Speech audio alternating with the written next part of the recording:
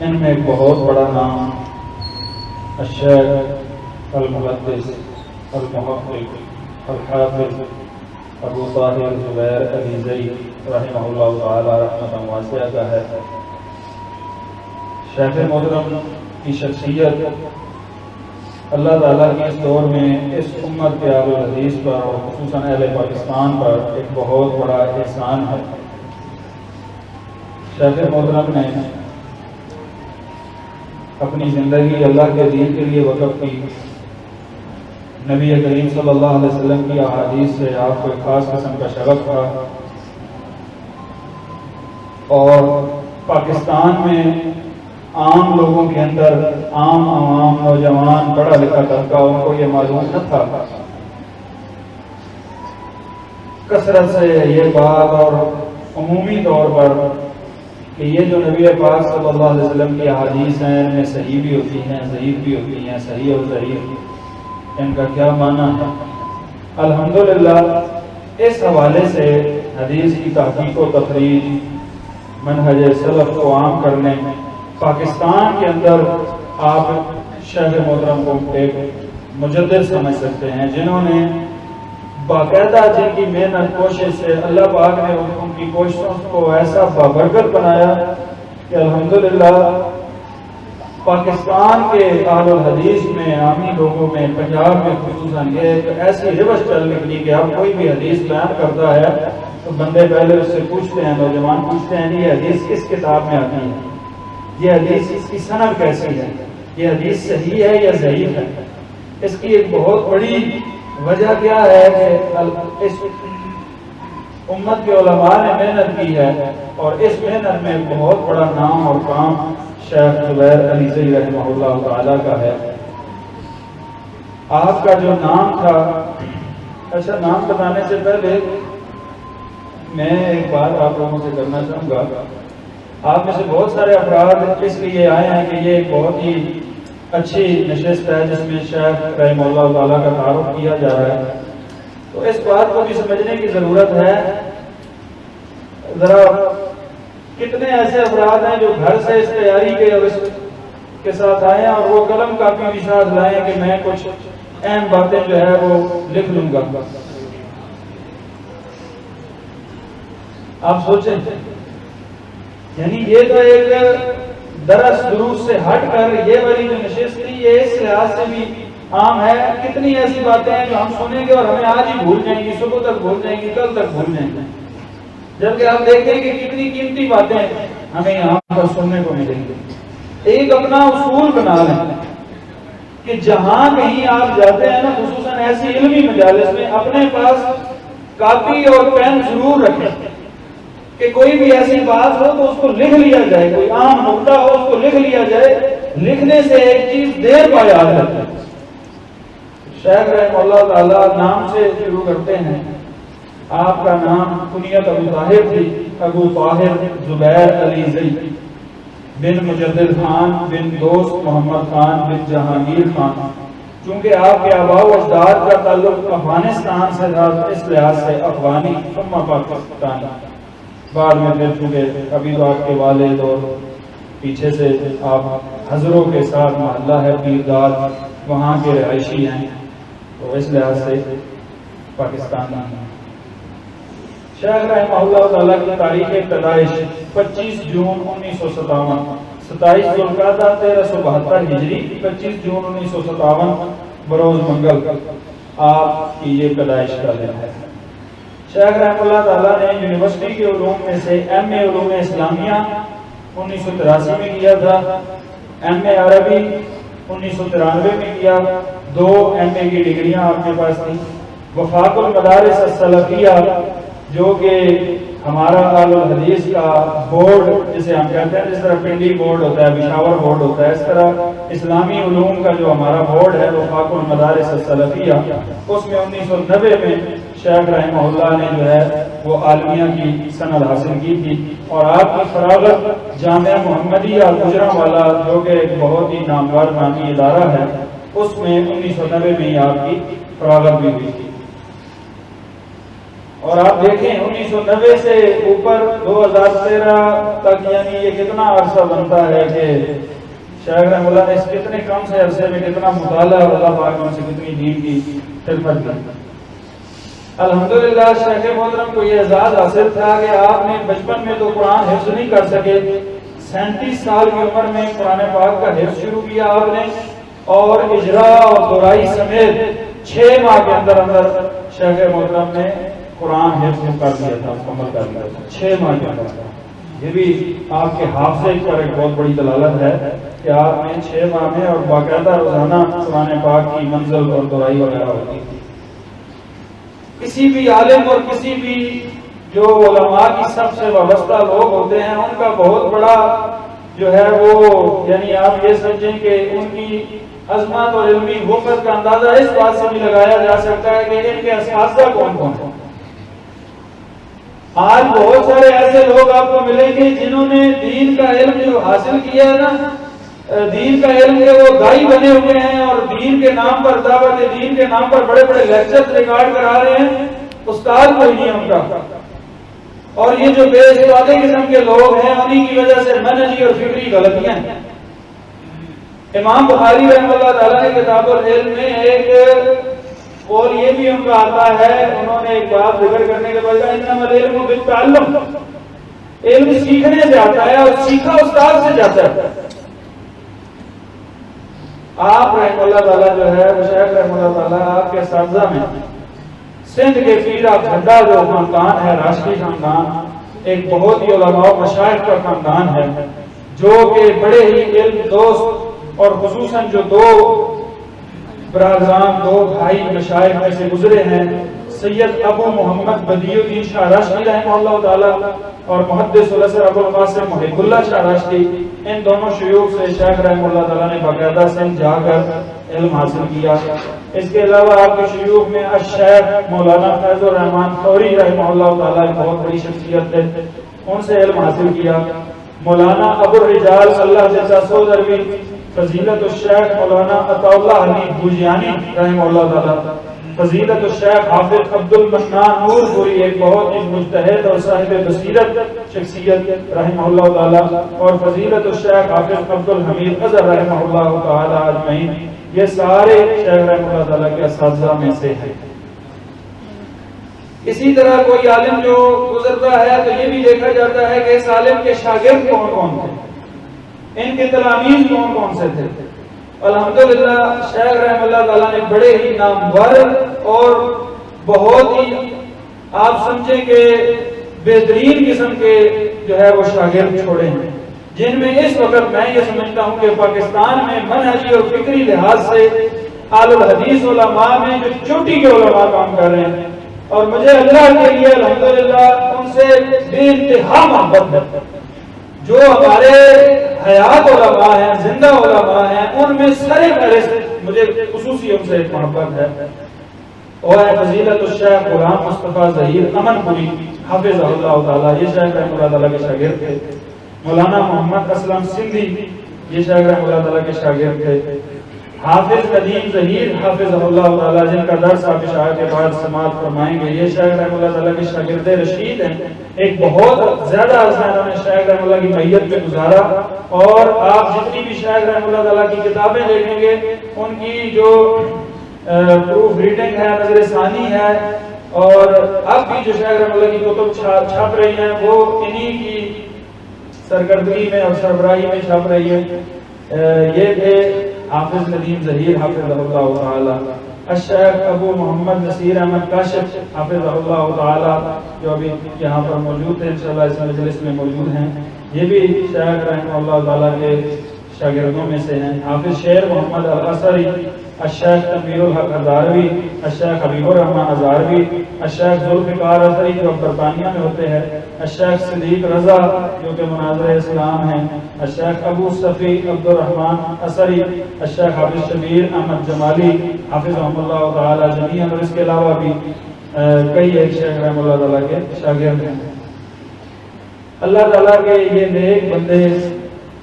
اور اللہ تعالیٰ کی نشانیوں میں سے ایک نشانی فضیلت الشیخ حافظ زبیر علی زئی رحمہ اللہ تعالیٰ، آپ کی وفات 5 محرم الحرام 1335 ہجری بمطابق 10 نومبر 2013 بروز اتوار صبح کے وقت کی آپ کی جو ہے وہ وفات ہوئی تھی، اور یہ چمکتا دمکتا ستارہ اس جو ہے وہ غروب ہوا۔ کچھ علماء کے حوالے سے میں آپ کو بتاتا ہوں کتنے کیسے علماء تھے جنہوں نے کیسی باتیں کی شیخ رحمہ اللہ تعالیٰ کی فضیلت کے حوالے سے۔ عرب کے نامور عالم دین فضیلت الشیخ عبداللہ بن عبد الرحمن بن سعد وہ لکھتے ہیں، انہوں نے جو تعزیہ دی اپنا خط لکھا شیخ رحمہ اللہ تعالیٰ کے بارے میں، اس میں لکھا وَهُوَ مِنْ عُلَمَاءِ پاکستان، کہ حافظ زبیر علی زئی رحمہ اللہ تعالیٰ پاکستان کے علماء میں سے تھے، وَمِنَ الْمُتَخَصِّصِينَ فِي عِلْمِ الْحَدِيثِ، اور علم حدیث کے متخصصین میں سے تھے، یعنی آپ یہ سمجھیں کہ آپ کا خصوصی سبجیکٹ تھا علم حدیث۔ وَمِنَ الدُّعَاةِ إِلَى اللَّهِ تَعَالَى، اور اللہ تعالیٰ کی طرف بلانے والے داعیوں میں سر فہرست تھے۔ وَقَدْ دَرَّسَ وَأَلَّفَ كُتُبًا كَثِيرًا، آپ نے پڑھایا بھی اور بہت زیادہ کتابیں بھی لکھی، بالعربی و بالاردو، عربی میں اور اردو زبان میں، وَكُلُّهَا فِي عُلُومِ الشَّرِيعَہ، اور آپ کی ساری کتابیں شریعت کے علوم پر مشتمل ہیں۔ اسی طرح اسلامک یونیورسٹی کے پروفیسر فضیلت الشیخ ڈاکٹر سہیل حسن صاحب حافظہ اللہ تعالیٰ وہ لکھتے ہیں، یہ انہوں نے تذکرہ کر رہے تھے کہ جب میں دارالسلام میں ہوتا تھا تو وہاں پر حافظ صاحب رحمہ اللہ تعالیٰ بھی کام کرتے تھے، تو اس دور کی یادداشت تازہ کرتے ہوئے لکھتے ہیں کہ ان چند دنوں میں ان کی تحقیقی صلاحیت، اسماء و رجال پر ان کی بھرپور نظر اور متون حدیث کی باریکیوں کے بارے میں ان کی دقت نظر نے بہت متاثر کیا۔ یعنی یہ وقت ایک بہت بڑے عالم کہہ رہے ہیں کہ ان کی تحقیقی صلاحیت اور راویوں کے حالات کی جو اس پر بصیرت تھی، اور حدیث کے جو متون ہیں اس کی باریکیوں پر اور علل پر جو ان کی نظر تھی، گہری نظر، میں بھی ان سے بڑا متاثر ہوا۔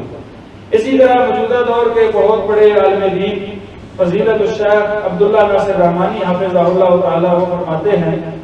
شیخ زبیر علی زئی رحمہ اللہ بلا شبہ اس دور کے اعلام میں شمار ہوتے ہیں۔ پچھلے دنوں الحمدللہ شیخ رحمہ اللہ تعالیٰ کی جو حالات زندگی اور سوانح اس پر اشاعت الحدیث کا خاص نمبر شائع ہو گیا۔ یہ ساری باتیں میں نے وہاں سے نقل کی۔ کہتے ہیں کہ شیخ زبیر علی زئی رحمہ اللہ تعالیٰ بلا شبہ اس دور کے اعلام میں شمار ہوتے ہیں، بڑے بڑے علماء اور اہم شخصیات ہیں، اور گنتی کے چند وہ محدثین جنہیں علم حدیث اور متون حدیث اور رجال پر بڑا عبور حاصل تھا، تو ان چند علماء میں آپ کا بھی شمار ہوتا ہے۔ اسی طرح آج صبح کی نماز کے بعد آپ جن شیخ مکرم کا درس سماعت فرمائیں گے، مناظر اسلام فضیلت الشیخ مبشر احمد ربانی حافظہ اللہ تعالی، وہ گواہی دیتے ہیں کہ اپنے دور کے عظیم محدث اور محقق حافظ زبیر علی زئی رحمہ اللہ میرے دلینہ دوست، ہر دل عزیز، نہایت واجب الاحترام اور معزز ساتھی تھے۔ اللہ تبارک و تعالیٰ نے انہیں فن حدیث میں کمال مہارت عطا فرمائی۔ الحمدللہ یہ جو محدث الاثر کا لقب ہے یہ عوامی اور جذباتی نہیں ہے، علماء نے آپ کی بصیرت دے کر یہ لقب آپ کو عطا کیا تھا۔ اللہ تعالیٰ نے فضیلت الشیخ حافظ زبیر علی زئی رحمہ اللہ تعالیٰ کو علم سے ایک بڑا شغف اور بڑی محبت عطا کی تھی۔ آپ کو کتب بینی کا، احادیث کی کتابوں کا اور اسماء و رجال اس کے مطالعے کا بہت شوق تھا، بلکہ یہی وہ شوق تھا جس کی بنا پر آپ جو ہے وہ اس طرف آئے تھے۔ آپ کے والد محترم جو ہے وہ اہل حدیث نہیں تھے، آپ کا یہی کتب بینی کا شوق آپ کو مسلک اہل حدیث سے متعارف کرا گیا۔ مولانا اسحاق بھٹی رحمہ اللہ تعالیٰ جو مورخ اسلام میں موجودہ دور کے گزرے ہیں، انہوں نے علماء اہل حدیث کی سوانح کو لکھا ہے۔ وہ لکھتے ہیں اپنے ایک مضمون میں کہ حافظ زبیر علی زئی رحمہ اللہ تعالیٰ کو ابتدائی عمر سے مطالعہ کا شوق تھا۔ 1972 سے 1974 تک کے درمیانی عرصے سے انہوں نے صحیح بخاری کی پہلی جلد پڑھی، پھر دوسری جلد پڑھی، اسی زمانہ میں عامل بالحدیث ہو گئے۔ ہوا یوں کہ آپ کے چچا نے آپ کا شوق دیکھتے ہوئے آپ کو صحیح بخاری کی کتاب لا کے دی کہ بیٹا یہ حدیث کی کتاب ہے، پڑھا کر۔ آپ نے پڑھی تو اس میں حدیث روالیدین کی کتاب احادیث لکھی ہوئی تھی، تو انہوں نے وہ احادیث جو ہے وہ پڑھ کر رب الیدین شروع کیا اور اہل حدیث ہو گیا الحمدللہ، اور بعد میں پھر اسی علم کی طرف انہی کتابوں کا شوق۔ جس دن شیخ رحمۃ اللہ تعالیٰ کی وفات ہوئی تھی اس دن ہمیں بھی آپ کے جنازے میں شرکت کا شرف حاصل ہوا تھا۔ ہم چکی سے پنڈی گھیر سے کچھ دوست آئے تھے، تو وہاں پر ہم تو کچھ لیٹ ہو گئے۔ ایک ساتھی بتا رہے تھے کہ شیخ رحمۃ اللہ تعالیٰ کے والد کو تھوڑا وقت دیا گیا، مسجد میں ابھی وقت تھا تو کہ آپ اپنے بیٹے کے بارے میں کچھ کلمات کہیں۔ تو انہوں نے کہا کہ میرے بیٹے کو کتابوں کے پڑھنے کا بڑا شوق تھا۔ شیخ رحمۃ اللہ کے والد ابھی نہیں زندہ ہیں، تو بڑا شوق تھا۔ جب 10ویں پاس کی میرے بیٹے نے تو ایک دن بازار میں گیا اور عربی بول چال سیکھنے کی کتاب دکان سے خرید لایا۔ اس کے بعد میرے بیٹے نے اب تک اتنی کتابیں خریدی کہ جو مسجد کے اوپر، مسجد کا بڑا سارا حال ہے، اوپر جو چھت پہ دوسرا حال ہے وہ سارا کتابوں سے ہی بھرا ہوا ہے۔ اور الحمدللہ پاکستان کے بڑے بڑے مکتبوں میں شیخ رحمۃ اللہ تعالیٰ کا مکتبے کا شمار ہوتا ہے۔ پڑھنے کا اتنا شوق تھا۔ آپ کے شاگرد رشید حافظ ندیم ظہیر حافظ اللہ تعالیٰ بتاتے ہیں کہ جب میں پہلی دفعہ شیخ رحمۃ اللہ کی خدمت میں حاضر ہوا تو آپ نے یہ کتاب، یہ دیکھیے، یہ کتاب ہے سیر و اعلام النبلاء، یہ موجودہ 30 جلدوں میں نسخہ ہے، مؤسسہ اور رسالہ کا، اور اس وقت شیخ رحمۃ اللہ تعالیٰ کے پاس 25 جلدیں موجود تھیں۔ کہتے ہیں کہ جب میں پہلی دفعہ آپ کے پاس گیا نا تو شیخ رحمۃ اللہ نے میرا اس طرف سیر و اعلام النبلاء کی طرف اشارہ کر کے مجھے کہا کہ یہ جو کتاب ہے اس کو میں نے 2 مرتبہ حرف بحرف پڑھا ہے۔ یہ 25 جلدیں میں نے، یہ سیر و اعلام النبلاء یقیناً بعد میں پوری آ گئی تھی، تو یہ سیر و اعلام النبلاء جو ہے یہ میں نے پوری حرف بحرف 2 مرتبہ پڑھی ہے، شروع سے لے کر آخر تک۔ اسی طرح کہتے ہیں کہ کتب ستہ کے متعلق کہا کہ امتحانات میں تو سارے طالب علم پڑھتے ہیں مدرسے کے، کتب ستہ پڑھی جاتی ہے، صحیح بخاری، صحیح مسلم، سنن ابی داؤد، سنن ترمذی، سنن نسائی اور سنن ابن ماجہ، یہ 6 کتابیں ان کو کتب ستہ کہا جاتا ہے۔ سیاہ ستہ بھی ان کو کہا جاتا ہے، ان کا نام معروف ہے چونکہ سنن اربعہ جو ہیں 4، ان میں چونکہ کچھ صحیح ضعیف روایات بھی موجود ہیں، اس وجہ سے کتب ستہ کہنا بہتر ہے۔ تو اس وقت پہلے کہتے ہیں کہ مدرسے میں تو پڑھی ہیں امتحانات کے دوران، اس کے علاوہ میں نے 2 بار باقاعدہ طور پر کتب ستہ، یہ جو 6 کتابیں ہیں، یہ میں نے 6 کی 6 کتابیں 2 بار مکمل حرف پڑھی، صحیح البخاری، صحیح مسلم، سنن ابی داؤد، نسائی، ابن ماجہ اور ترمذی۔ تو یہ آپ کا شوق مطالعہ ہے۔ اسی طرح آپ کے استاد گرامی حافظ عبدالحمید اظہر رحمہ اللہ تعالیٰ کے حوالے سے شیخ ندیم ظہیر حافظ اللہ تعالیٰ کہتے ہیں کہ حافظ عبدالحمید اظہر رحمہ اللہ تعالیٰ کا کہنا تھا کہ اگر میری لائبریری کی ساری کتب کسی نے پڑھی ہیں تو حافظ زبیر صاحب اپنے شاگرد کے بارے میں کہتے تھے کہ میرے مکتبہ، ان کا بھی ایک بہت بڑا مکتبہ ہے، ان کی وفات کے بعد غالباً جامعہ سلفیہ فیصل آباد میں وہ وصیت کر گئے تھے، وہاں پر باقاعدہ ان کے نام کے ساتھ علیحدہ موجود ہے۔ تو ان کے وہ کہتے ہیں کہ میرے لائبریری کی اگر ساری کتابیں کسی نے پڑھی ہیں تو حافظ زبیر صاحب ہیں، انہوں نے ساری پڑھی۔ اسی طرح آپ کے ایک شاگرد حافظ شبیر احمد جمالی سندھی جو ہیں وہ کہتے ہیں کہ شیخ رحمہ اللہ نے ہمیں بتلایا کہ التنقیل ایک کتاب ہے اور یہ 2 جلدوں میں چھپی ہوئی ہے، اور یہ عربی گرامر کے لحاظ سے بڑی مشکل عربیت ہے، بڑی مشکل سمجھی جاتی ہے۔ کہتے ہیں کہ یہ میں نے اتنی زبردست کتاب ہے کہ 7 مرتبہ پوری پڑھی ہے، شروع سے آگے تک 7 مرتبہ۔ یہ آپ کو مطالعہ سے آپ اس ذوق کا اندازہ اس بات سے بھی لگا سکتے ہیں۔ حافظ ندیم ظہیر حافظ اللہ ایک اور واقعہ لکھتے ہیں کہ کہتے ہیں کہ جب شیخ رحمہ اللہ تعالیٰ جزء رفع الیدین کے، امام بخاری کی ایک کتاب ہے جزء رفع الیدین، رفع الیدین کے مسئلے پر ایک بڑی زبردست کتاب ہے جس میں امام بخاری رحمہ اللہ تعالیٰ نے اہل الحدیث کے اس عمل کو ثابت کیا ہے کہ رفع الیدین کرنا نبی پاک صلی اللہ علیہ وسلم کی سنت ہے، شروع کا بھی، رکوع جاتے بھی، رکوع سے سر اٹھاتے بھی، اور 2 رکعتوں کے بعد کھڑے ہوتے ہوئے۔ یہ امام بخاری رحمہ اللہ تعالیٰ نے کتاب لکھی تھی جزء رفع الیدین، تو حافظ صاحب رحمہ اللہ تعالیٰ نے اس کا ترجمہ کیا تھا اور اس کی تحقیق بھی کی، تو آپ کے ترجمہ اور تحقیق سے یہ چھپی، تو یہ تیاری کے مراحل میں تھی۔ تو حافظ صاحب کے شاگرد حافظ ندیم ظہیر حافظ اللہ کو کہتے ہیں کہ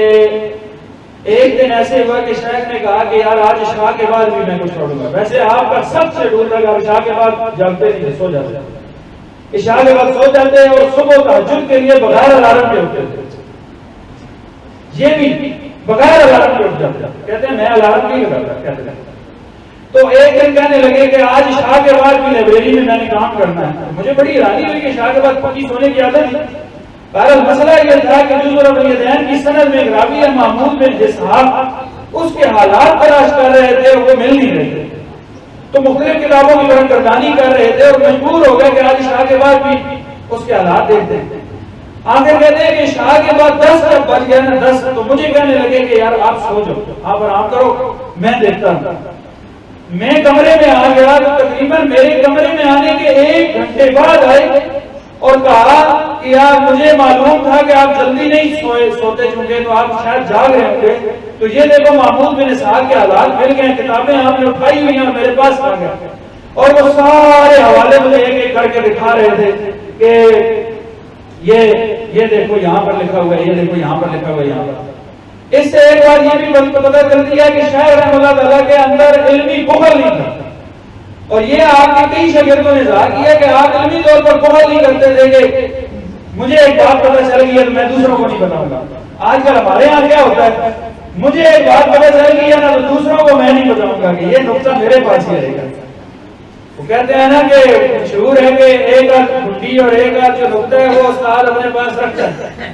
لیکن شیخ رحمۃ اللہ کی عادت یہ نہیں تھی. آپ کے پاس جیسے ہی بات پہنچی آپ نے فوراً بتلا دیا. میں نے شیخ رحمۃ اللہ کے شاگردوں میں یہ بات دیکھی. پچھلے دنوں میرا حضرت جانا ہوا تو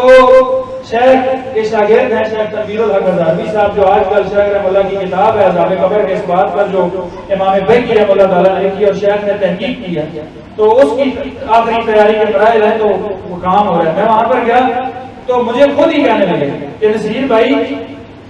تاریخ دمشق میں امام ابن عساکر کی ہے, اس میں یہ جو وَكُلُّ ضَلَالَةٍ فِي النَّارِ کے الفاظ ہیں نا خطبے میں, چونکہ اس کے ثبوت کا مسئلہ ہے تو صحیح حسن سند کے ساتھ اس کی جو ہے وہ ایک سند مل گئی ہے, اور خود کتاب اٹھا کے رکھ مجھے. یعنی آپ کے اور آپ کے شاگردوں میں بھی یہ مسئلہ ہم نے دیکھا ہے کہ علمی بخل نہیں ہے کہ مجھے پتہ چل گیا تو دوسروں کو میں نہیں بتاؤں گا. آپ کو کتابیں خریدنے کا اتنا شوق تھا, آپ اس بات سے اندازہ لگائیے کہ آپ کے ایک شاگرد الشیخ محمد بلال بن محمد حضرت ہمارے بڑے اچھے دوست ہیں, جو کہ ان کا تعلق تلنگانہ سے ہے. انہوں نے جو ایک مضمون لکھا ہے آپ کی سوانے پر, اس میں لکھتے ہیں کہ مجھے میرے والد نے بتایا کہ ہمیں شیخ زبیر علی زئی رحمۃ اللہ تعالیٰ نے یہ بات بتلائی تھی ایک دفعہ کہ حج پر گیا نا, حج پر گیا تو عموماً لوگ حج اور عمرے پر جاتے ہیں, تو جب وہاں یہاں کی آب و ہوا میں کچھ فرق ہے تو ایسے ہوتا ہے کہ بیمار ہو جاتے ہیں. کچھ لوگ جو ہے وہ آب و ہوا کی تبدیلی سے عموماً عمرے اور حج پر جاتے ہیں تو بیمار ہو جاتے ہیں, تو پھر وہاں سے دوائیاں نہیں پڑتی. کہتے ہیں کہ شیخ رحمۃ اللہ کہتے ہیں کہ میں حج پر گیا ہوا تھا تو میں بیمار ہو گیا. اب میرے پاس اتنے سے پیسے تھے کہ اگر میں دوائی لیتا ہوں تو میں یہاں سے کچھ پیسے جوڑ کر گیا ہوا تھا کہ مصنف ابن ابی شیبہ ایک حدیث کی کتاب ہے وہ خریدوں گا مدینہ سے, مدینہ منورہ کا اس کا ایک بڑا زبردست نسخہ ہے. تو اب میرے پاس اتنے پیسے تھے کہ اگر میں دوائی لیتا تو کتاب نہیں خرید سکتا تھا, اور کتاب خریدوں تو پھر دوائی نہیں لے سکتا. کہتے ہیں میں نے وہ تکلیف بیماری والی برداشت کر لی اور میں نے دوائی نہیں لی, کتاب لے کے آیا اپنی تکالیف. اور اسی حوالے سے ایک اور واقعہ بھی ہے کہ شیخ رحمۃ اللہ کی ناک کی ہڈی کا مسئلہ تھا, اس میں تکلیف رہتی تھی, تو ڈاکٹروں نے کہا تھا کہ آپ جو ہے وہ آپ کا آپریشن ہوگا ناک کی ہڈی کا. تو کہتے ہیں کہ میں نے پوچھا تو انہوں نے کہا کہ کچھ دن لگیں گے, اس آپریشن میں آپ کو ریسٹ کرنا پڑے گا. تو کہتے ہیں میں نے وہ ناک کی ہڈی کا آپریشن اس لیے نہیں کروایا کہ اگر میں ناک کی ہڈی کا آپریشن کرواؤں گا تو اتنے دن میں مطالعہ نہیں کر سکتا. کہتے ہیں صرف ایک دفعہ کچھ عرصے تک میری والدہ بیمار تھی تو میں مکتبے میں نہیں جا سکا, والدہ کی خدمت کی.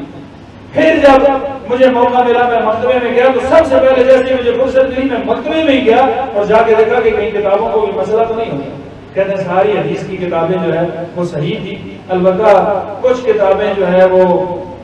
ان کو پھر میں نے صاف کیا. مطلب آپ دیکھیں کہ اتنا جو ہے وہ شوق تھا آپ کو کتب کے ساتھ. اسی طرح ایک اور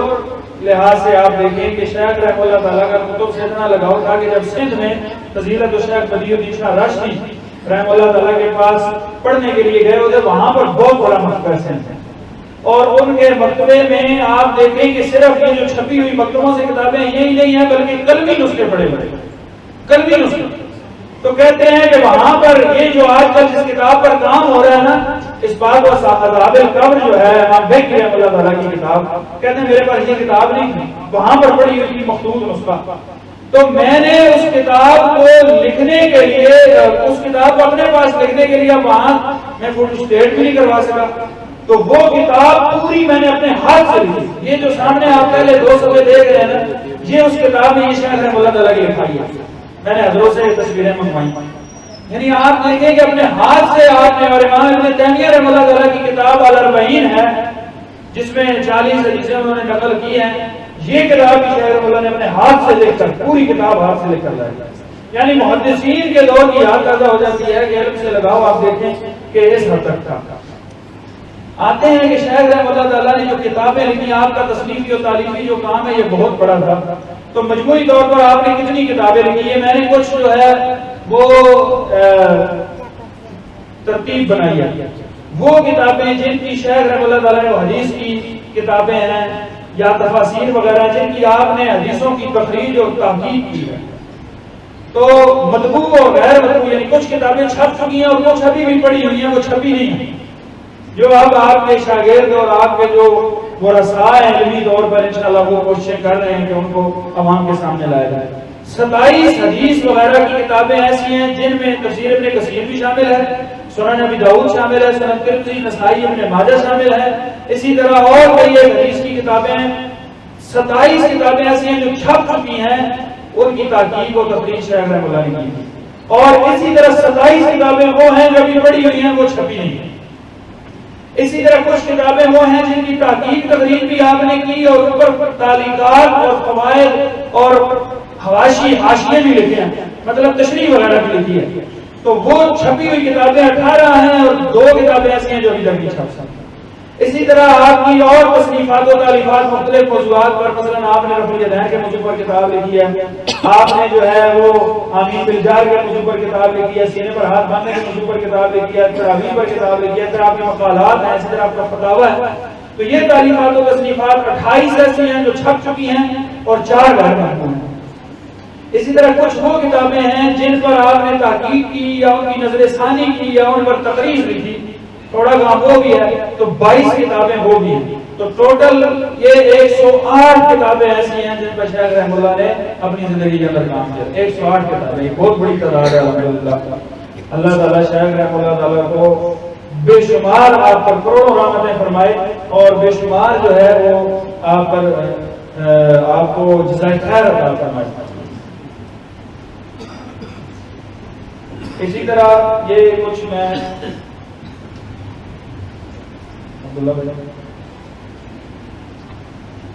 آپ کو تھوڑا سا تعارف کرانا چاہتا ہوں شیخ رحمۃ اللہ تعالیٰ کی 4 کتب حدیث کی جن کی ہر بندے کو ضرورت پڑتی ہے اور عمومی احادیث آپ کو وہاں سے ملیں گی۔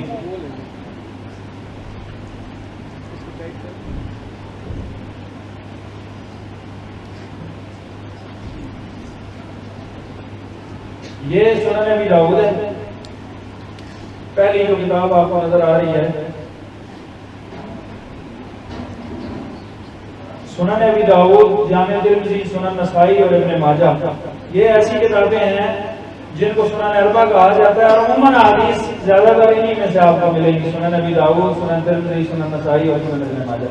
الحمدللہ شیخ رحمۃ اللہ تعالیٰ نے ان 4 کتابوں کی تحقیق کی ہے، ساری احادیث کی آپ نے تحقیق کی ہے، جو ضعیف ہے ان کی ضعیف ہونا لکھ دیا ہے، جو صحیح ہے ان کا صحیح ہونا لکھ دیا ہے۔ یہ ایک بہت بڑا کام ہے جو شیخ رحمۃ اللہ تعالیٰ نے کیا ہے،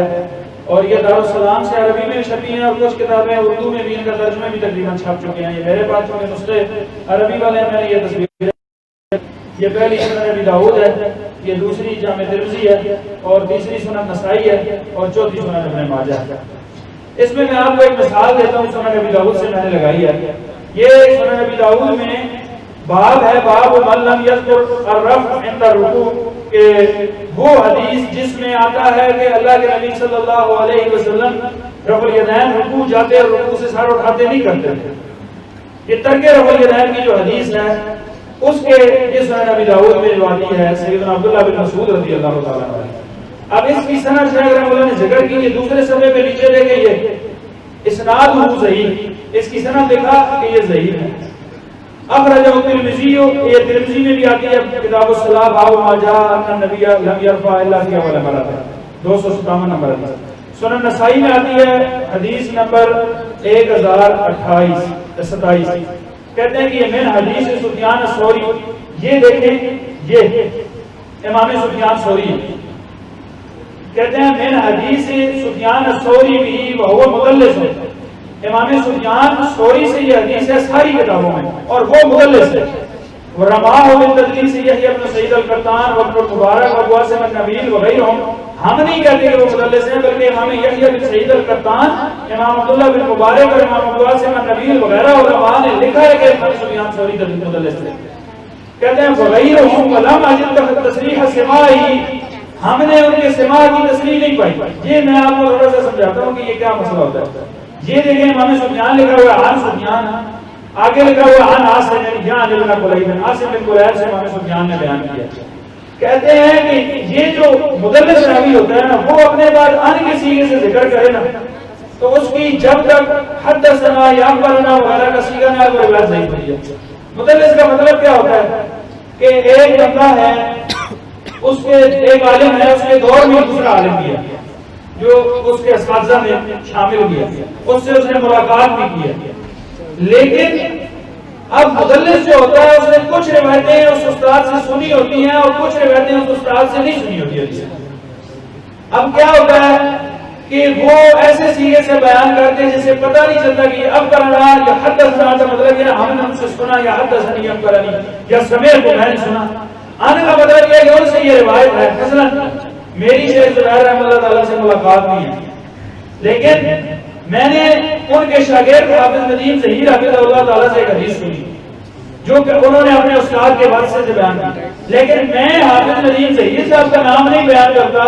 بلکہ ڈائریکٹ شیخ کا نام بیان کر دیتا ہوں اور کہتا ہوں کہ انہوں نے یہ بات کی تھی۔ اب یہ میں کہتا ہوں کہ انہوں نے یہ بات کی تھی، یہ نہیں بتاتا کہ میں نے سنی بھی ہے کہ نہیں، میں نے خود نہیں سنی، انہوں نے کی تھی۔ اب مجھے جس نے بتایا وہ صحیح ہے یا ضعیف ہے، یہ چونکہ وضاحت نہیں ہے اس لیے یہ ضعیف ہے، تو اس کا باقاعدہ نیچے یہ وجہ ذوق لکھ دی۔ کہتے ہیں کہ وَهَذِهِ الْعِلَّةُ الْقَادِحَةُ، یہ ایسی علت ہے جس سے روایت ضعیف ہوتی ہے، وَحْدَهَا كَافِيَةٌ فِي تَضْعِيفِ السَّنَدِ، یہ اکیلی ہی ضعیف سند کے ضعیف ہونے پر کافی ہے کہ تدلیس کی وجہ سے روایت ضعیف ہو جائے۔ لیکن کہتے ہیں مَا ذَلِكَ كَذَّابُ الشَّافِعِيُّ وَأَحْمَدُ وَالْبُخَارِيُّ وَابْنُ الْمُبَارَكِ وَالْجَمْهُورُ، کہتے ہیں کہ اس کے ساتھ ساتھ اس روایت کو آج ہم ضعیف نہیں کر رہے، امام شافعی نے بھی ضعیف کہا، امام احمد بن حنبل نے بھی ضعیف کہا، امام بخاری نے بھی ضعیف کہا، امام عبداللہ بن مبارک نے ضعیف کہا، والجمہور بلکہ جمہور احمد محدثین نے اس کو ضعیف کہا، ولم یصح جو صرف من صححہ، جس نے اس کو صحیح کہا ہے اس کی رائے درست نہیں ہے۔ اسی طرح شیخ رحمۃ اللہ تعالیٰ کا ایک بہت بڑا کارنامہ یہ ان کتابوں کی جو آپ نے تحقیق کی ہے اس کے ساتھ یہ تھا کہ آپ نے جتنی بھی ان 4 کتابیں یہ جو پیچھے گزری ہیں نا، یہ والی جو 4 کتابیں گزری ہیں، ان میں شیخ رحمۃ اللہ تعالیٰ کے نزدیک جتنی بھی ضعیف روایتیں جو آپ نے اس کتاب میں جمع کر دیا، انوار الصحیفہ فی الاحادیث الضعیفہ من السنن الاربعہ، اس میں یہ ہے کہ ہر بندہ ویسے اگر لے گھر میں ہونی چاہیے، علماء طلباء کے پاس تو ضرور ہونی چاہیے، آپ عامی بندہ بھی لے تو چونکہ کیا ہے اس میں حدیث نمبر لکھا ہوتا ہے، آگے وہ حدیث جو ہے اس کا ذکر ہوتا ہے، اگر صحیح ہو جو صحیح حدیث ہے ان کا ذکر نہیں ہوتا۔ مثلا یہ دیکھیے یہ ایک حدیث ہے، اقام اللہ و ادامہ کے الفاظ اس میں آتے ہیں، یعنی جب اقامت ہوتی ہے نا، نماز کھڑی ہوتی ہے، اس کے لیے تکبیر اقامت ہوتی ہے تو کہتے ہیں قد قامت الصلاۃ و قد قامت الصلاۃ، تو اس وقت بعد ایک حدیث میں آتا ہے، یہ والی جو حدیث ہے اس میں آتا ہے کہ کہنا چاہیے اقام اللہ و ادامہ، لیکن یہ روایت صحیح ثابت نہیں ہے، تو اس میں انہوں نے لکھا، یہ سنن ابی داؤد میں 528 نمبر روایت ہے، اقام اللہ و ادامہ، تو کہتے ہیں نیچے یہ دیکھیں اسناد ضعیف، اس کی سند ضعیف ہے، قال النووی فواجیز ضعیف لان رجل مجنون، یعنی یہ پوری وجہ بھی لکھی ہے کیوں ضعیف ہے۔ اس میں انوار الصحیفہ میں جو طلباء ہیں ان کے لیے ایک نقطہ میں بیان کرنا چاہوں گا کہ یہ دیکھیں نا کہ اگر کسی حدیث میں آیا ہوا ہے لفظ یہ کچھ تو رموز ہیں، مثلا دال کا سنن ابی داؤد کے لیے، تا ترمذی کے لیے، سنن نسائی کے لیے نون، جیم ہا سنن ابن ماجہ کے لیے، تا قاف تقریب و تعظیم کے لیے، تا کا نون کا النسائی فی الکبریٰ کے لیے، ایسی کتابوں کے لیے۔ یہ دیکھیے جس حدیث کے ساتھ شیخ نے یہ والا گول دائرہ لگایا ہوا ہے نا، یہ حدیث کہتے ہیں کہ شیخ البانی رحمۃ اللہ تعالیٰ کے نزدیک صحیح ہے لیکن اس کا ضعیف ہونا راجح ہے، ان کو ہٹا لیں۔ اور یہ جو ہوتا ہے دائرہ اور اوپر لائن، یہ وہ ہے کہ اس میں یہ شیخ رحمۃ اللہ تعالیٰ نے اس حدیث کے بعد اسے کو صحیح کہا ہے اور بعض کو ضعیف کہا ہے۔ تو نیچے یہ تنبیہ ہے کہ کل حدیث من السنن اربعہ الذی لم اذکرھا فهو حدیث صحیح او حسن، کہ جو حدیث میں نے اس کتاب انوار الصحیفہ میں نقل کر دی ہے وہ اور جو وہ ساری ضعیف ہیں، ان کے علاوہ جو سنن اربعہ کی حدیثیں ہیں، سنن نبی داؤد، ترمذی، نسائی، ابن ماجہ کی، وہ حدیثیں میرے نزدیک یا حسن ہے یا صحیح ہے، مطلب وہ قابل حجت ہے، جو یہاں پر ذکر ہے وہ ضعیف ہیں۔ شیخ رحمۃ اللہ تعالیٰ کی ایک شاندار آپ کے مضامین کا مجموعہ یہ کتاب ہے، 6 جلدوں میں چھپی تھی، ابھی اس کو اور زیادہ جو ہے وہ ایک جگہ پر جمع اور ترتیب کے ساتھ انشاءاللہ کوشش کی جا رہی ہے کہ یہی 6 جلد 3 جلدوں میں چھاپ دی ہے۔ 6 جلدوں میں شیخ رحمۃ اللہ کی یہ مقالات ہیں، تحقیقی، اصلاحی اور علمی مقالات، ایک انتہائی علمی حدیث ہے۔ آپ اس کے ٹاپک دیکھیے کہ اس میں کیسے کیسے ٹاپک ہیں۔ اس میں شیخ رحمۃ اللہ نے مضامین لکھے ہیں، عقائد کے مسائل لکھے ہیں، توحید و سنت کے حوالے سے، توحید کے حوالے سے، سنت کے حوالے سے جو بدعقیدیاں کو واضح کیا اور صحیح عقائد لکھے ہیں۔ اسی طرح نماز کے متعلق مسائل کی وضاحت کی ہے، اصول حدیث کی بعض مباحث پر بحث کی ہے، راویوں کے تذکرے کو راوی کے تحت کی ہے، اسی طرح باطل مذاہب اور مسالک ہیں ان کا رد کیا ہے بڑے شاندار طریقے سے، قربانی اور عقیدے کے مسائل کو ذکر کیا، تحقیق و تنقید کے حوالے سے مختلف تحقیقی مضامین ذکر کیے ہیں، اسی طرح متفرق مضامین بھی لکھے، یعنی کچھ ایسے جو ان سارے چیزوں میں نہیں تھے لیکن وہ علیحدہ ان کا موضوع بنتا ہے تو ان کو متفرق کے طرح ذکر کر دیا، کئی حدیث کی تحقیق کر دی، کئی مضامین لکھ دی۔ تو یہ ایک شاندار مقالات کا مجموعہ ہے جو پڑھنے سے تعلق رکھتا ہے۔ اسی طرح آپ کے فتاوی جو آپ کو لوگوں نے خط لکھے، مسائل پوچھے، وہ جوابات آپ نے لکھے، یا آپ کا ایک رسالہ اشاعت الحدیث الحدیث کے نام سے جو ہے وہ چھپتا تھا، اس میں لوگ پوچھتے تھے تو آپ ان سوالات کا جوابات ذکر کرتے تھے ان کے۔ تو یہ 3 جلدوں میں فتاوی علمیہ المعروف توضیح الاحکام، یہ شیخ رحمۃ اللہ تعالیٰ کے بڑا علمی ذخیرہ ہے۔ اس میں بھی اسی طرح توحید و سنت کے مسائل ہیں،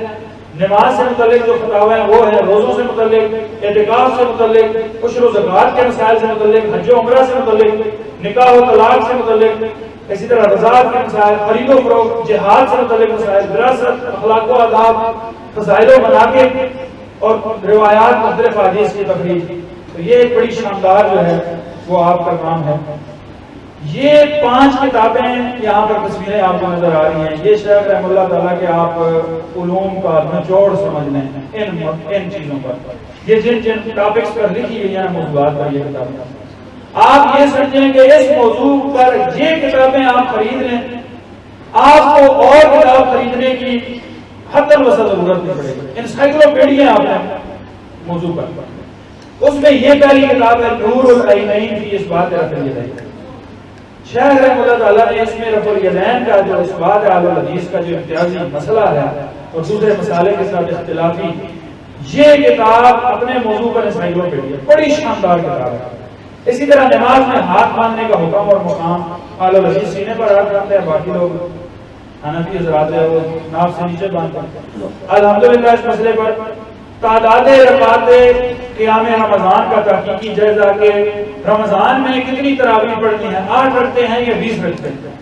اس موضوع پر۔ اسی طرح القول المتین فی الجہر بالتامین، آمین بالجہر کے موضوع پر۔ اسی طرح مسئلہ فاتحہ خلف الامام، امام کے پیچھے فاتحہ پڑھنی چاہیے، اس کے اثبات پر۔ یہ 5 کتابیں ہیں، اس میں شیخ رحمۃ اللہ تعالیٰ نے ہر لحاظ سے دلائل جمع کر دی ہیں۔ آپ یہ سمجھیں کہ انسائکلوپیڈیا اس میں اسلوب کیا ہے؟ سب سے پہلے شیخ رحمۃ اللہ مقدمہ لکھتے ہیں جس میں دعویٰ لکھتے ہیں کہ ہمارا دعویٰ کیا ہے، مثلا رفع الیدین میں ہمارا دعویٰ کیا ہے، دعویٰ کے مطابق ہمارے جو دلائل ہیں وہ سارے دلائل ذکر کرتے ہیں، دلائل ذکر کرنے کے بعد ان دلائل کے جوابات بھی دیتے ہیں، وہ دلائل کے جوابات جو پر اعتراضات کیے جاتے ہیں، مثلا فریق مخالف جو دلائل پیش کرتا ہے وہ کون سے دلائل ہیں، ان کے جوابات۔ اسی طرح مخالفین کے دلائل ذکر کے ان کا تفصیلی رد، اور بعض احادیث کو سمجھانے کے لیے جدول بھی بناتے ہیں. تو یہ شیخ رحمۃ اللہ تعالیٰ کا ایک بڑا ہی زبردست کارنامہ ہے. اس حوالے سے آپ یہ دیکھیں کہ شیخ نے یعنی انسائکلوپیڈیا سمجھ لیں جمع کر دیا. یہ میں ایک چیز آپ کو دکھانا چاہتا ہوں اس کتابوں میں. یہ جو رفع الیدین کی کتاب ہے اس میں بعض لوگ ایک حدیث بیان کرتے ہیں مسند حمیدی کے حوالے سے. وہ کہتے ہیں کہ اس ایک حدیث ہے اس میں وہ یہ ثابت کرنے کی کوشش کرتے ہیں اور یہ انہوں نے اپنی طرف سے تحریف کر آج جو کتابیں انہوں نے چھاپی ہیں نا اس میں الفاظ کا اضافہ کر دیا کہ اللہ کے نبی صلی اللہ علیہ وسلم حدیث اس طرح تھی کہ نبی پاک صلی اللہ علیہ وسلم شروع کا رفع الیدین کرتے تھے, رکوع جاتے رفع الیدین کرتے تھے, رکوع سے سر اٹھاتے رفع الیدین کرتے تھے اور دو سجدوں کے درمیان رفع الیدین نہیں کرتے. الفاظ اس طرح تھے کہ اللہ کے نبی صلی اللہ علیہ وسلم نے جو ہے وہ رفع الیدین کیا. اذا افتتح الصلاة رفع يديه حذو منكبيه واذا اراد ان يركع وبعد ما يرفع راسه من الركوع کہ اس تک تھا کہ یہ رفع الیدین کرتے تھے. انہوں نے کیا کیا فلا يرفع ولا بين السجدتين, صرف ولا بين السجدتين کے الفاظ تھے. انہوں نے فلا يرفع کا اضافہ ایک چھوٹا سا اضافہ کر کے اپنے مطلب کے لیے بنا دیا. اب اس مسئلے میں ہمارے عامی لوگ جو ہیں وہ تو یہ کوئی کتاب آپ بھی کتاب لے کے آئے ہم بھی کتاب لے کے آتے ہیں تو ہمیں دکھاتے ہیں دیکھو کتاب میں لکھا ہوا ہے فلا يرفع. تو شیخ نے اس مسئلے کو ہمیشہ کے لیے حل کرنے کے لیے کیا کیا کہ ایک جو مسند حمیدی کے نسخے ہیں نا قلم سے لکھے ہوئے, یہ جو دو پہلے صفحے آپ کو نظر آ رہے ہیں یہ مسند حمیدی کا وہ نسخہ ہے جس پر تحریف کی ہوئی ہے, یہ حنفی حضرات کی طرف سے چھپا ہوا اور یہ وہ قلم سے لکھے ہوئے نسخے ہیں جو پہلے سے چلے آ رہے ہیں جن سے دیکھ کر کتابیں چھاپی گئی ہیں. تو یہ پہلا نسخہ قدیم ایک نسخہ ہے مسند حمیدی کا اور یہ مسجد نبوی کا جو مکتبہ ہے اس میں بھی پڑا ہوا ہے صحیح مسلم. اور یہ مسند حمیدی کا مکتبہ زاہدیہ کا نسخہ ہے. ان کی تصویر لگا کر شیخ صاحب نے بدلا دیا بھی یہاں پر صحیح واضح نہیں آ رہا کہ یہاں پر یہ وبعد ما يرفع راسه من الركوع يرفع لا يرفع بين السجدتين, یعنی الفاظ اس طرح تھے نا ولا یہ ولا يرفع بين السجدتين, یہ ولا سے پہلے رکوع کے الفاظ ہیں, فلا يرفع کے الفاظ ہیں نہیں. تو اصل جو نسخے ہیں اس میں فلا يرفع کے الفاظ نہیں تھے لیکن لوگوں نے اپنی طرف سے بنا دیے. تو یہ شیخ رحمۃ اللہ نے ہمیشہ کے لیے مسئلہ حل کر دیا کہ اس کتاب میں باقاعدہ آپ کو ان کی تصویریں مل جائیں گی. اسی طرح شیخ رحمۃ اللہ نے یہ آخری تصویر دیکھیں وہ لوگ جو دلیل پیش کرتے ہیں کہ رفع الیدین نہیں کرنا چاہیے یا آمین بالجہر نہیں ہونی چاہیے یا امام کے پیچھے فاتحہ نہیں پڑھنی چاہیے, تو اس طرح ان کی کتابوں کے باقاعدہ یہ ان کی کتابوں کے سکین لگا دیے اور نیچے اپنا جو جواب بنتا ہے وہ پیش کرتے ہیں. تو یہ ایک بہت ہی بڑا جو ہے وہ شیخ رحمۃ اللہ تعالیٰ کا کارنامہ ہے. حدیث کی ایک بہت ہی شاندار کتاب ہے مشکات المصابیح. اس میں مجموعی طور پر مختلف کتابوں کی حدیثیں جمع کی ہوئی ہیں. احادیث نبویہ کا یہ لازوال مجموعہ ہے. شیخ رحمۃ اللہ اس کی تحقیق و تخریج کی بڑی ضرورت ہے. شیخ رحمۃ اللہ نے اس کی تخریج کر دی, تحقیق کر دی, 3 جلدوں میں چھپا ہوا اس کا مکتبہ اسلامیہ سے اردو مترجم کے ساتھ تحقیق لگی ہوئی ہے. تو اس میں آپ کو مشکات کی حدیثوں کی تحقیق مل جائے گی. اسی طرح کچھ کتابیں جیسا کہ میں نے بتایا نا کہ آپ نے ان کی تحقیق بھی کی اور آپ نے ان کے فوائد میں لکھے کہ حدیثوں سے کیا کیا مسئلے ثابت ہوتے ہیں. اور یہ جو ہوتا ہے نا حدیث کے مسئلے نیچے فوائد حاشیے لکھنا, اس سے اس عالم کی اجتہادی بصیرت کا پتہ چلتا ہے کہ وہ کتنا حدیث کو سمجھنے والا تھا. تو یہ جو امام مالک رحمۃ اللہ تعالیٰ کی مشہور کتاب ہے موطا امام مالک, اس کا ایک نسخہ روایت کو ابن القاسم کے سے یعنی ان کے شاگرد جو ابن القاسم سے جو نسخہ چلا اس کی روایات کی تحقیق بھی شیخ رحمۃ اللہ نے کی اور پھر نیچے حواشی میں فوائد بھی لکھے کہ اس سے کیا کیا مسئلے ثابت ہو رہے. تو یہ ایک جلد میں بڑی شاندار کتاب ہے, ہر بندے کے پاس ہونی چاہیے اس کا مطالعہ کریں.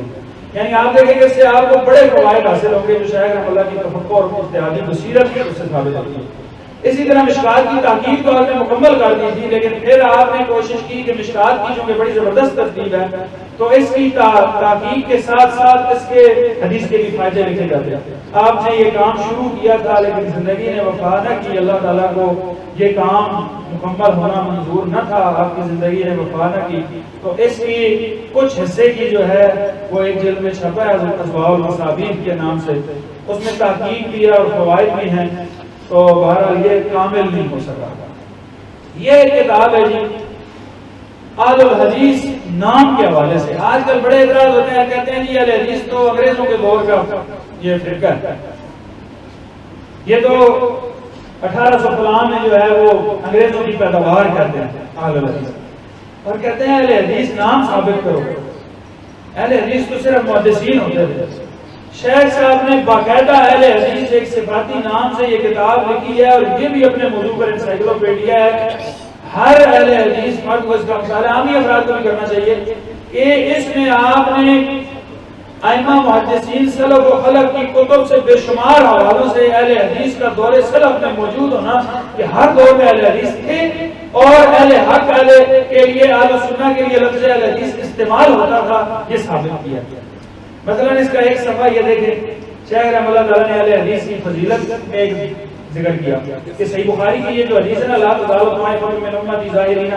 حتی یأتیہم امر اللہ وہم ظاہرون، یہ جو حدیث ہے کہ قیامت تک ایک گروہ ہمیشہ حق پر رہے گا، نبی پاک صلی اللہ علیہ وسلم کی حدیث ہے۔ یہ کون سا گروہ؟ ایک کہتا ہے میں کہتا ہوں کہ اہل حدیث ہے، ایک میری پڑوس کا مجلس مسجد کا کوئی مولوی صاحب ہے وہ کہتے ہیں نہیں اہل حدیث نہیں ہے، ہم ہیں۔ کون ہے؟ تو ہمیں پتہ چلے گا کہ سلف صالحین نے محدثین نے کیا کہا کہ کون ہوگا۔ آئیے دیکھیں تو شیخ رحمہ اللہ نے نیچے لکھا، مشہور سکہ عالم احمد بن سنان نے اس حدیث کی تشریح میں فرمایا، ہم اہل العلم و اصحاب الاثار، وہ اہل علم اور اصحاب الاثار وہ لوگ جو حدیث نبویہ کو حجت مان کر ان پر عمل کرتے ہیں۔ تو یہ شرف اصحاب الحدیث ایک کتاب خطیب بغدادی نے لکھی تھی جو کہ اہل حدیث کی فضیلت پر تھی، ان کی کتاب سے حوالہ ہے کہ ہم اہل العلم والاثار۔ اچھا نیچے آپ دیکھیے دوسرا حوالہ، امام علی بن مدینی جو امام بخاری کے اساتذہ میں سے ہیں، جامع ترمذی میں انہوں نے اس حدیث کی تشریح میں ان کا قول ہے ہم اصحاب الحدیث، یہ اہل حدیث ہے، یعنی قیامت تک ہمیشہ جو گروہ حق پر رہے گا وہ اہل حدیث ہے۔ اسی طرح یہ نیچے دیکھیں ایک اور روایت میں باقاعدہ یہ اوپر تو اصحاب الحدیث کا لفظ ہے، ایک جگہ پہ جامع ترمذی میں الفاظ ہے ہم اہل الحدیث، کہ وہ اہل حدیث ہے۔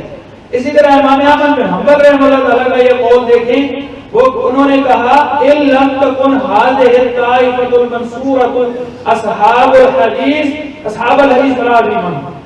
کہتے ہیں کہ امام احمد بن حنبل کہتے ہیں کہ اگر وہ گروہ وہ طائفہ منصورہ اہل حدیث نہیں ہے تو میں نہیں جانتا کہ وہ کون لوگ ہیں۔ امام احمد بن حنبل یہ کہتے ہیں وہ حق والا گروہ اگر اہل حدیث نہیں ہے تو میں نہیں جانتا۔ یعنی آپ دیکھیں یہ ایک صفحے پہ شیخ رحمہ اللہ نے کتنے سارے حوالے جمع کر دیے ہیں، تو پوری کتاب آپ یہ پڑھیں گے تو اس میں آپ کو کتنی معلومات ملیں گی۔ اسی طرح شیخ رحمہ اللہ تعالیٰ نے امام ابن تیمیہ رحمہ اللہ تعالیٰ کا وہ قول بھی ذکر کیا اس میں کہ جو لوگ کہتے ہیں کہ اہل حدیث تو صرف محدثین ہیں، تو اس سے مراد نہیں ہے۔ امام ابن تیمیہ رحمہ اللہ نے کہا ہے، مجموع الفتاوی میں ان کا قول ہے کہ اہل حدیث سے مراد ہر وہ بندہ ہے جو حدیث سے محبت رکھتا ہے، حدیث پر عمل کرتا ہے، حدیث کو پڑھتا ہے، وہ اہل حدیث محدثین بھی ہیں، عوامی عوام بھی ہے۔ تو بہرحال اس میں بے شمار حوالے آپ کو ملیں گے، بڑی شاندار کتاب ہے اہل حدیث ایک صفاتی نام۔ یہ اختصار کے ساتھ شیخ رحمہ اللہ کی تو بے شمار کتابیں، کچھ میں نے تعارف تھوڑا کرایا آپ کو تفصیلی۔ یہ ایک مسئلہ تھا کہ بدعتی آدمی کے پیچھے نماز پڑھنا یہ کیسا ہے، اس مسئلے پر شیخ رحمہ اللہ نے کی یہ کتاب ہے، اور اس میں آپ نے حوالوں کے ساتھ ثابت کیا ہے کہ وہ جو بدعتی آدمی ہے اس کے پیچھے نماز پڑھنا درست نہیں ہے۔ اسی طرح درود و سلام کے فضائل پر جو ہے وہ ایک کتاب کی، اس کی تحقیق و تفریح شیخ رحمہ اللہ تعالیٰ نے فضل الصلاۃ علی النبی، اس کی تحقیق و تفریح کی۔ لوگ تو کہتے ہیں نا یہ درود و سلام کو نہیں مانتے اہل حدیث، درود نہیں پڑھتے۔ شیخ رحمہ اللہ نے باقاعدہ اس کتاب کا جو ہے وہ ترجمہ و تحقیق کیا۔ اسی طرح امام ابن تیمیہ کی کتاب الاربعین جس کا قلمی نسخے کا میں نے تصویر آپ کو دکھائی تھی، نبی پاک صلی اللہ علیہ وسلم کے لیل و نہار پر مشتمل کتاب، اس کی تحقیق و تفریح وغیرہ۔ اسی طرح یہ جز و رفع الیدین امام بخاری کی کتاب ہے، اس کی تحقیق تفریح اور ترجمہ کیا۔ اسی طرح امام بخاری رحمہ اللہ کی ایک اور کتاب فتح خلف الامام کے موضوع پر ہے، جز القراءۃ، اس کی شیخ رحمہ اللہ نے جو ہے وہ تحقیق کی۔ اسی طرح فضائل جہاد کے حوالے سے ایک کتاب کی، اس کا ترجمہ و تحقیق شیخ رحمہ اللہ نے کیا۔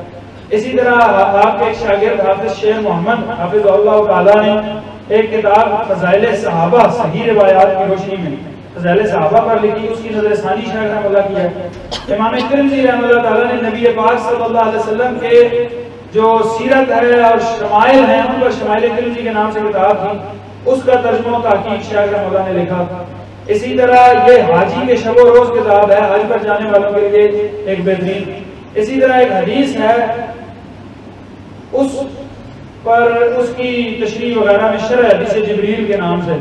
ایک حدیث ہے جو طویل حدیث ہے، جس میں سیدنا جبریل علیہ السلام نبی پاک صلی اللہ علیہ وسلم سے آتے ہیں، کچھ سوالات کرتے ہیں بخاری میں، اس کی تشریح پر. اسی طرح یہ مختلف کے معانقہ و مصافحہ کے احکام، اسی طرح اختصار و علوم الحدیث. اسی طرح ایک جو ہے وہ مصنف عبد الرزاق کا غالباً ایک جو ہے وہ جیلی لوگوں نے ایک جلد بڑھا کر کہا تھا جی یہ کلمی نسخہ ہمیں ملا اپنی طرف سے لکھ کر، تو اس کی حوالے سے کہ یہ جو ہے یہ جیلی نسخہ ہے، جیلی جز ہے، اس پر آپ کا یہ ایک رسالہ ہے. اسی طرح عبادات میں بدعات جو ہے یہ اور سنت نبی سے اس کا رد. شیخ عمر بن عبد المنعم ایک عرب کے عالم، ان کی کتاب کی اس کا ترجمہ و تحقیق ہے. اسی طرح صحیح بخاری پر جو لوگ اعتراضات کرتے ہیں، اور اس میں یہ جو آپ تصویر دیکھ رہے ہیں اس میں دو کتابیں ہیں. ایک تو آپ کے مضامین ہیں صحیح بخاری پر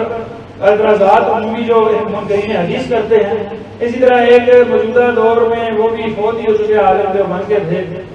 احمد سعید خان ملتانی، ایک خطیب تھے. انہوں نے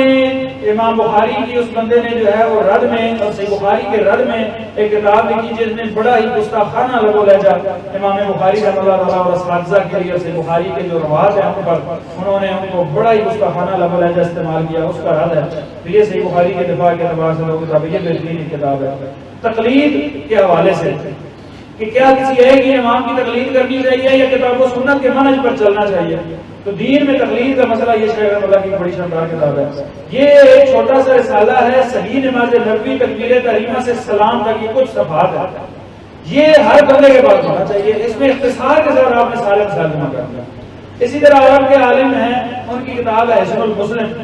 اس میں دعاؤں اور اذکار کا ذکر ہے. تو اس کی جو ہے وہ تحقیق آپ کے شاگرد حافظ ندیم ظہیر حافظ اللہ تعالیٰ نے کی، اور شیخ رحمۃ اللہ نے نظر ثانی کی. حسن المسلم اگر آپ نے لینی ہو تو میں یہ کہتا ہوں کہ سب سے بیسٹ نسخہ یہ ہے، یہ جو شیخ رحمۃ اللہ کی نظر ثانی سے اور حافظ ندیم ظہیر صاحب کی جو ہے وہ تحقیق سے چھپا ہے. دعائیں اور اذکار تو ہم پڑھتے ہیں، کئی دعائیں ہم پڑھتے ہیں، بڑی فضیلت ان کی دیکھتے ہیں، لیکن اس میں کیا ہوتا ہے وہ صحیح ثابت نہیں ہوتی. صبح و شام کے اذکار کرتے ہیں، سونے جاگنے کی دعائیں بہت ساری ہیں، ان میں سے وہ پڑھیں جو مسنون ہوں. وہ سیکھنے کے لیے آپ یہ کتاب ضرور خریدیں. نماز کے اہم مسائل پر ایک کتاب ہے ہدیۃ المسلمین، یہ بھی بڑی بہترین کتاب ہے. سیرت رحمت للعالمین کے درخشاں پہلو. اسی طرح یہ ایک مسئلہ ختم نبوت کے حوالے سے شیخ رحمۃ اللہ کے جتنے بھی قادیانیوں کے رد میں اور ختم نبوت پر مضامین تھے، یہ کتاب ابھی چھپائی گئی، ایک جگہ پر سارے مضامین جمع کر دیے گئے. تو یہ شیخ رحمۃ اللہ تعالیٰ کی کچھ کتابوں کا تعارف تھا. سوشل میڈیا سے جو وابستہ افراد ہیں ان کو ایک تحفے کے طور پر یہ میں آخری بات کرتا ہوں، پھر نماز پڑھیں گے انشاءاللہ. ہم مختلف قسم کی ایپس استعمال کرتے ہیں حدیث کی تحقیق کے لیے بھی، اور اردو دان لوگ مختلف قسم کی ایپ اپلیکیشن استعمال کرتے ہیں. اس میں ایک اپلیکیشن شیخ رحمۃ اللہ تعالیٰ کی کتب پر اور آپ کے تحقیقی مضامین پر ایک ایپ ہے اشاعت الحدیث کے نام سے. بڑی شاندار ایپ ہے، آپ کو بہت ساری چیزوں سے یہ مستغنی کر دے گا، بڑا فائدہ دے گی. جن ساتھیوں کے پاس ٹچ موبائل ہے وہ ضرور یہ ایپ انسٹال کریں. یہ دیکھیں میں نے یہ اپنے اسکرین شاٹ لیے ہوئے ہیں، یہ 4 اسکرینیں آپ کو نظر آ رہی ہیں موبائل میں. یہ اس طرح کا آئیکن ہے اشاعت الحدیث، آپ دیکھیں گے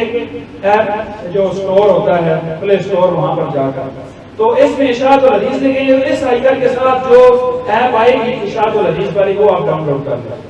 اس ایپ کی پہلی سکرین آپ کھولیں گے تو یہ پہلی سکرین ہے. اس سکرین پر سب سے اوپر یہ شیخ رحمۃ اللہ کی کتابیں ہیں تصویروں کے ساتھ. یہ جس کتاب پر آپ کلک کریں گے وہ کتاب کو دی جائے گی. یہ سامنے 2-3 کتابیں ہیں، آگے پوری ایک لسٹ ہے، آپ آگے پیچھے کرتے جائیں گے. نیچے یہ دیکھیں مضامین تلاش کریں،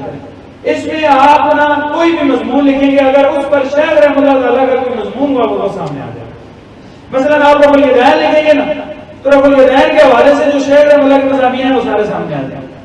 تدلیس لکھیں گے تو تدلیس کے مضامین ہیں، یعنی کوئی بھی. اسی طرح یہ دیکھیں نیچے تھوڑا سا آپ اس سکرین کو اوپر کریں گے تو یہ نیچے آتا ہے روزانہ اس میں ایک قرآن کی آیت آتی ہے، ایک نئی آیت روزانہ اس میں قرآن کی آیت آتی ہے، نیچے ترجمہ لکھا ہوتا ہے. اب بہت سارے لوگوں کا مسئلہ یہ ہوتا ہے کہ کوشش وہ وہ سوشل میڈیا میں ہمارے نوجوان ساتھی اور کام کرتے ہیں کہ روزانہ وہ ان کے کچھ گروپ بنائے ہوتے ہیں، تو آپ اس ایپ سے روزانہ یہاں سے ایک آیت اٹھا کر یہ اوپر یہ آئیکن بنا ہوا شیئر کر، یہاں سے آپ واٹس ایپ وغیرہ میں شیئر کر سکتے ہیں، فیس بک پر لگا سکتے ہیں، روزانہ ایک آیت آپ نئی جو ہے وہ لگا سکتے ہیں، آپ کا ایک دم کی کام ہو جاتا ہے۔ اسی طرح تھوڑا نیچے آئیں گے تو آج کی حدیث کے نام سے روزانہ ایک حدیث آتی ہے۔ مثلا آج کی حدیث تھی، رسول اللہ صلی اللہ علیہ وسلم نے فرمایا جس نے ہمارے اس امر یعنی دین میں کوئی ایسا کام جاری کیا جو کہ اس میں نہیں تو وہ مردود ہے۔ صحیح بخاری کا کیا حوالہ، باقاعدہ حوالہ، تو یہاں سے آپ شیئر کر سکتے ہیں واٹس ایپ وغیرہ پر، تو یہ بڑی شاندار ہے۔ اس سے نیچے جائیں گے تو شیخ رحمۃ اللہ تعالیٰ کے اقوال پر مشتمل آج کی بات کے نام سے ایک چیز آئی ہے۔ آج کی بات میں جو تھا وہ میں نے آج کا اسکرین شاٹ جو لیا، دیکھیں سیدنا ابو مقبورہ رضی اللہ عنہ آئے، انہوں نے اذان دی اور خود یہ اقامت کہی، یعنی اس سے ثابت ہوا کہ بہتر یہ ہے کہ مؤذن ہی اقامت کرے، تو یہ نیچے حوالے میں لگے ہوئے۔ اس سے نیچے آئیں گے تو یہ موجودہ جو حالات ہوتے ہیں، جو مختلف موجودہ دنوں کی مناسبت سے جو شہر کے مضامین ہیں وہ سامنے آتے ہیں۔ مثلا آج کل ربیع الاول کا مہینہ چل رہا ہے، تو یہ دیکھیں ربیع الاول کے مہینے پر مضمون ہے، یہ پورا مضمون بھی آپ پڑھ سکتے ہیں، فیس بک پر لگا سکتے ہیں، یہ چیز کر سکتے ہیں۔ نیچے آڈیو دروس جو شیخ رحمۃ اللہ کے دروس وغیرہ تھے، یہ آڈیو یہاں پر آپ کو ملیں گے، آپ کے خطبات جمعہ، دروس، کلاسیں وغیرہ۔ اس سے نیچے جو ہے وہ آپ کو آپ کے رسالے میں جن جن علماء نے مضمون لکھے تھے وہ سارے تفصیل ملے گی۔ اچھا جو مضامین تلاش کریں گے نا، وہ تلاش کا طریقہ میں آپ کو تھوڑا سا بتاتا ہوں۔ یہ تھا نا، یہ تھا نا، یہ دیکھیں مضامین تلاش کریں، تو یہ وہاں پر آپ مثلا لکھیں کلمہ طیبہ کا ثبوت۔ آج کل کچھ لوگ کہتے ہیں نا کہ یہ لا الہ الا اللہ محمد رسول اللہ پورا کلمہ کہیں پہ لکھا دو۔ اصل میں ہم چونکہ کہتے ہیں نا کہ الحمدللہ ہم اہل الحدیث ہیں، نبی پاک صلی اللہ علیہ وسلم کی حدیث پڑھتے ہیں، پڑھاتے ہیں، سنتے ہیں، سناتے ہیں، مانتے ہیں، کہتے ہیں دیکھو جی آپ حدیث میں سے بھینس کو حلال ثابت کر دو۔ اچھا قرآن و حدیث سے اگر ثابت نہیں ہے تو مجھے پتا ہے پھر کہاں سے ثابت ہے؟ چلو کسی امام نے آپ کی فقہ نہیں حلال کی ہے، اس نے کہاں سے آپ کی فقہ نے حلال کر دی؟ وہ بھی تو قرآن و حدیث ہی ہوئی ہوگی۔ تو اس طرح کا تو ایک سوال اعتراض یہ تھا کہ کلمہ طیبہ کا ثبوت ہے، لا الہ الا اللہ محمد رسول اللہ پورا اکٹھا لکھا ہوا، تو یہ آپ دیکھیں مثلا کلمہ طیبہ کا ثبوت، تو یہ نیچے کلمہ طیبہ کے ثبوت کے حوالے سے دو حوالے آئے۔ آپ کے فتاوی میں یہ سوال پوچھا گیا تھا تو آپ نے اس کا مضمون 6 سوال پر مضمون لکھا تھا، اور یہ رسالے میں آیا تھا، بعد میں فتاوی میں بھی آ گیا۔ تو یہ شیخ رحمۃ اللہ تعالیٰ کی اس مضمون کا یعنی اس پہ آگے پھر آیا ہوا ہے۔ امام بیکی رحمۃ اللہ تعالیٰ کی کتاب الاسماء والصفات میں باقاعدہ ایک حدیث ہے جس میں پورا کلمہ لا الہ الا اللہ محمد رسول اللہ کے نام سے ہے۔ تو یہ ہمارے ممدوح شیخ تھے ابو طاہر حافظ زبیر علی رحمہ اللہ تعالیٰ، جو ان کی حیات و آثار کے حوالے سے کچھ ایک باتیں تھیں جو آپ کے سامنے پیش کی گئی، ان کی یہ کتابیں تھیں، ان کے یہ خدمات تھیں، ان کا یہ کتب سے ذوق اور لگاؤ تھا۔ آپ کی جو اشاعت الحدیث کے نام سے رسالہ ہے نا، جو ابھی چھپا ہے، کتاب چھپی آپ کے سوانے پر، اگر آپ تفصیلی آپ کے حالات سے واقف ہونا چاہتے ہیں، وہ کتاب خریدیں، مکتبہ اسلامیہ سے چھپی ہے، بڑی شاندار کتاب ہے۔ اس میں نے یقین کریں پڑھے ہیں، ایسے ایسے مضامین پڑھے ہیں کہ آپ پڑھ رہے ہوں گے نا آپ کو رونا ہے۔ ابو بکر قدوسی حفظ اللہ تعالیٰ کا مضمون ہے کہ کئی جگہ پر رونا آتا ہے۔ اس انداز میں تذکرہ آپ کے شاگردوں نے آپ کی محبت و عقیدت میں ڈوب کر ایسے مضمون لکھے اور ایسے واقعات لکھے۔ ایک واقعہ میں پڑھ رہا تھا کہ شیخ رحمۃ اللہ تعالیٰ آپ کے حافظے کا عالم دیکھیے کہ ڈکشنری یاد کرنا کوئی بھی یاد نہیں کرتا، ڈکشنری کوئی بھی یاد نہیں کرتا۔ آپ کو کتابستان کی جو ڈکشنری انگلش ڈکشنری تھی وہ پوری حفظ تھی، ڈکشنری انگلش پوری ڈکشنری یاد ہے، اور اللہ تعالیٰ سے محبت اور غیرت کا انداز دیکھیے۔ شیخ رحمۃ اللہ نے اپنی ابتدائی زندگی میں یونان کے علاقے کی طرف، آپ کے علاقے کے لوگ جو ہے وہ یہ بحری جہازوں پر کام کرتے تھے،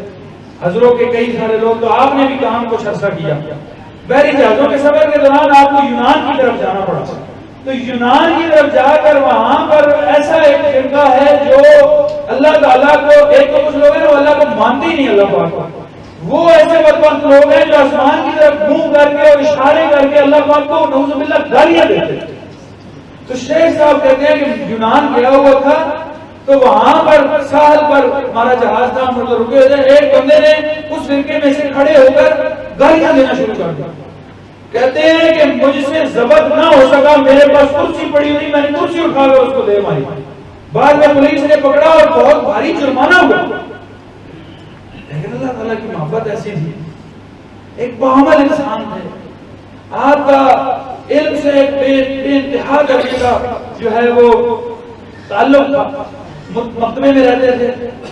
آپ جو ہے عمومی کھانے پینے کے علاوہ اور سونے کے علاوہ آپ کو مکتبے میں ہی دیکھا جاتا تھا، اور آپ مکتبے میں ہی جو ہے کتابوں کے ساتھ آپ کا ایک تعلق ہوتا تھا۔ تو یہ آج بھی ضرورت ہے ایسے علماء کے ساتھ جڑنے کی، ان کے حالات کو پڑھنے کی، ان کے ساتھ تعلق رکھنے کی، آپ کو صحیح کھرا علم ملے گا۔ آج لوگ ہیں، کوئی انجینئر ہے، کوئی دانشور ہے، کوئی پروفیسر ہے، دنیا کے معاملات انہوں نے پڑھے ہوئے ہیں اور وہ تقریریں کرتے ہیں، ہمیں نظر آتے ہیں، لیکن کیا ہوتا ہے بظاہر تو ہمیں وہ بڑے حوالے دیتے ہیں، لیکن سلف صالحین کے منہج سے ہٹے ہوئے ہوتے ہیں۔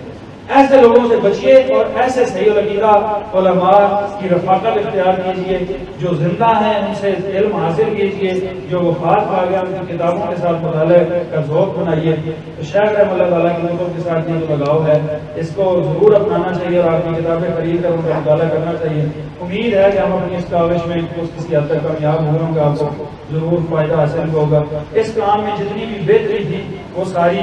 ہماری طرف اللہ تعالیٰ کے فضل و رحمت سے ہے، اور اس کام میں جو کوئی خامی کمی کوتاہی رہ گئی ہے، ہم سے کوئی غلطی ہے، وہ ہماری طرف سے ہے۔ اللہ تعالیٰ سے دعا ہے جو بہتری ہے اس کو اپنے بارگاہ میں قبول فرمائے، اور اللہ تعالیٰ شیخ محترم پر کروڑوں رحمتیں نازل فرمائے۔ اللہ تعالیٰ ایسے علماء سے ہمیں وابستہ رہنے کی توفیق نصیب فرمائے، اور جو کوئی کمی کوتاہی رہ گئی ہے اللہ تعالیٰ اس کو معاف کر کے درگزر کا معاملہ فرمائے۔ واخر دعوانا الحمدللہ رب العالمین۔